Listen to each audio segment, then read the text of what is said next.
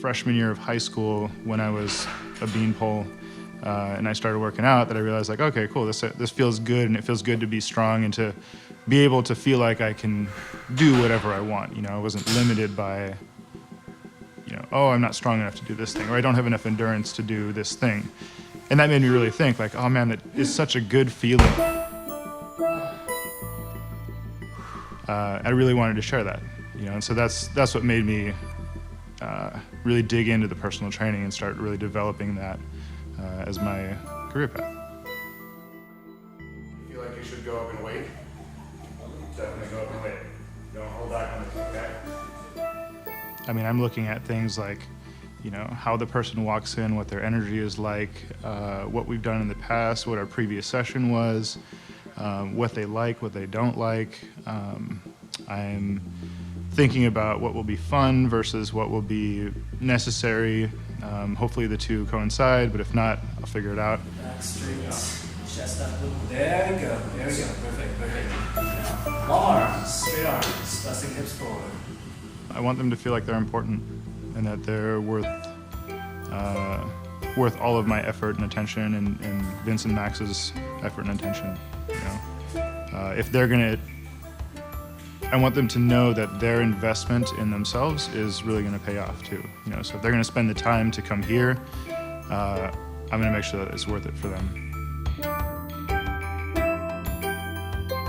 So the stretch class, basically what we do is people will come in, and what I'll do is kind of survey the class and see, you know, who has what aching or sore or whatever, you know, and then we'll integrate something that, you know, someone is struggling with the daily task.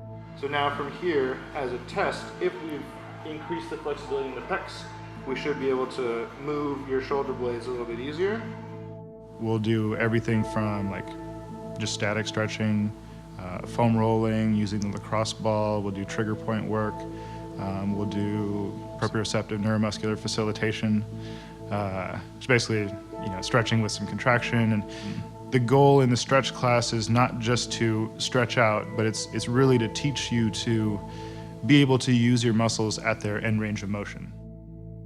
And just from like seeing my clients, when they get stronger, they get more flexible, or they have more endurance, you know, then I hear these stories of like, oh yeah, I was able to play with my niece for like, you know, an hour this time instead of like 10 minutes. And I'm like, you know, that's what makes my day.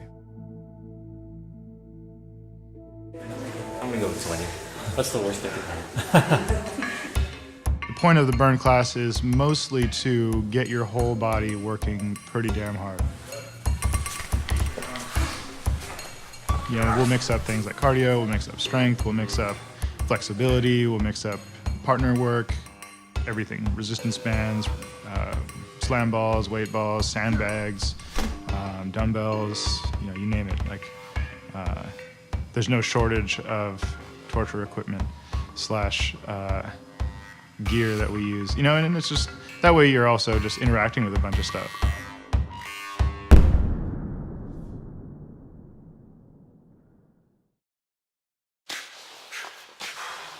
I would say the biggest benefit of the lift class is couple-fold. Like, you obviously get to work on some of the main lifts with, you know, the guidance of a trainer, of course. Neutral spine, you get to have people around you that are encouraging you and supporting you. You might have, you know, someone spotting you so you can break past some plateaus that you couldn't break through on your own. Yeah, you're good down there. Here. Yeah, there we go.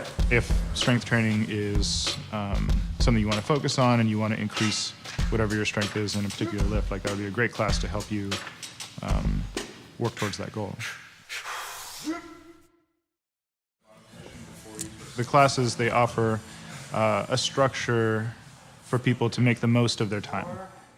I think is motivating for a lot of people because they're like, oh, sweet. Like, you know, not only did I bust my ass for these last, last month or so, but there's actually something to show for it. We're not really machine heavy. We're more like free weights and functional movements, because I think that's what really makes more fit and better moving people. better movers. That dialogue in their head where they're just like, no, I can do this. I gotta just stick with it. I gotta work on my breathing or whatever the case may be to help them get past that place where in the past they might have said, oh, it's getting hard, I can't do this.